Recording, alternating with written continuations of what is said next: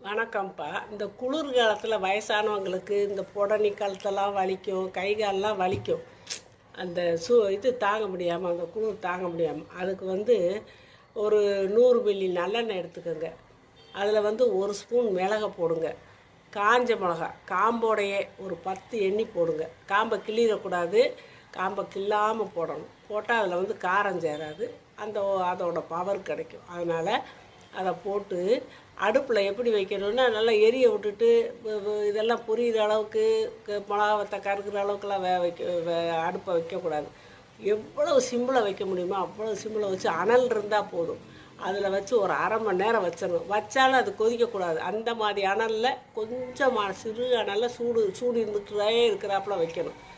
அரை மணி நேரம் வச்சு அதுக்கு பிறகு எடுத்து அந்த எண்ணெயை அப்படியே ஒரு பாத்திரத்தில் வச்சுக்கிறணும்.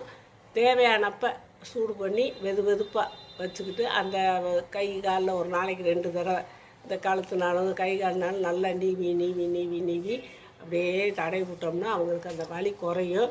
அவங்க சுகமாக இருப்பாங்க. ரெண்டாவது இந்த உடம்பு தோலுகள்லாம் சுருங்கி இருக்குமா, அதுக்கு ரொம்ப ஒரு மாதிரி இருக்கும். அந்த எண்ணெய் தடவை அவங்களுக்கு ஒரு நல்ல ஒரு ரிலீஃபை கொடுக்கும்.